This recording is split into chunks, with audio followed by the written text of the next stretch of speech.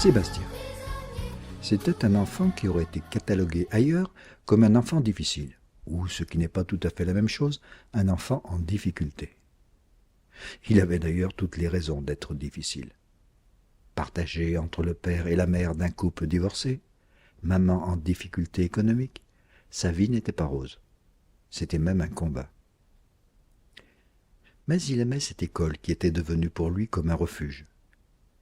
S'il avait encore parfois des réactions quelque peu violentes, comme des remontées de ses soucis familiaux, elles étaient de courte durée.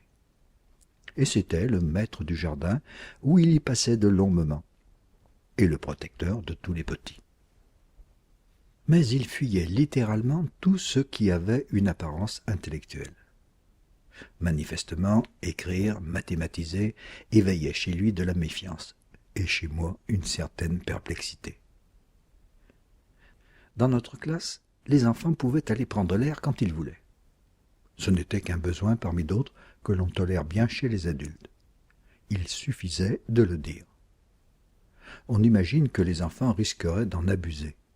Ce n'est jamais le cas lorsqu'à l'intérieur il y a une multitude de choses à faire, seul ou avec d'autres. Lorsqu'il y a de l'intérêt.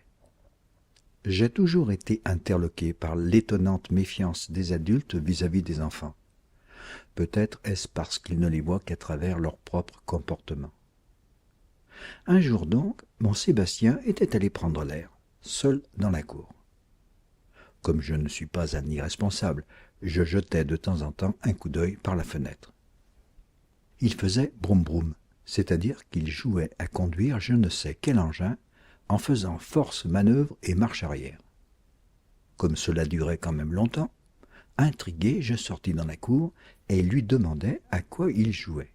« Tu vois bien, je conduis sur des routes. » Pris d'une idée saugrenue, je lui demandai si je pouvais être son passager. Et nous voilà partis, lui devant, moi derrière, sur des routes et dans des paysages imaginaires. Des vieux schnocs qui n'ont des trous d'air dans le cigare. Une fois dans votre vie, vous qui n'êtes pas comme eux, faites un truc qui vous rendra heureux. Stéphane nous vit lui aussi par la fenêtre et vint nous rejoindre. Et lui aussi se mit à conduire un engin imaginaire sur des routes imaginaires. Mais il se fit interpeller vertement par Sébastien.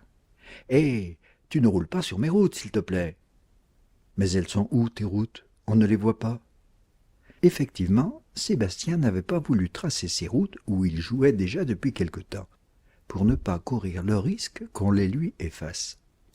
Il les avait mémorisées. Mais ainsi, ce n'était pas possible de jouer avec d'autres. Je lui suggérai alors d'en faire le plan.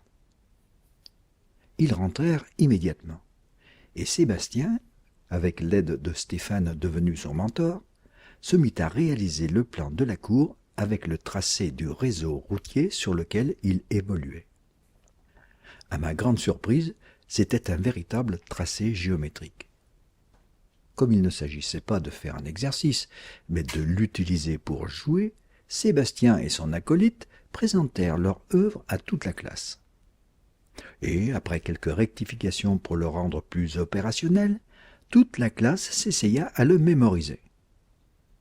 Et pendant quelques jours, on vit dans la cour des enfants conduire divers engins en circulant sur des routes imaginaires dans un ballet parfaitement orchestré et contrôlé par notre Sébastien. Par la suite, Sébastien a été un peu moins allergique à tout ce qui correspondait pour lui à une intellectualisation. Il a même pu me confier ce qui le faisait souffrir dans sa vie d'enfant. J'ai d'ailleurs le souvenir d'un garçon d'une extrême gentillesse sous des dehors un peu bourrus. On peut tirer plusieurs réflexions de cette anecdote. D'abord qu'il faut faire confiance aux enfants.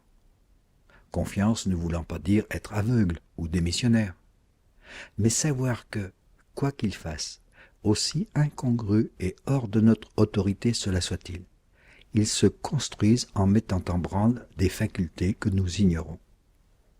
Ensuite, ce n'est pas parce qu'ils ne les expriment pas que les représentations créées par leur langage n'existent pas.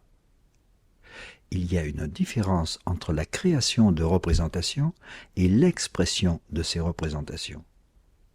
On peut aussi dire la conscientisation des représentations. Un stade à passer qui ouvre alors la porte à une infinité de possibles.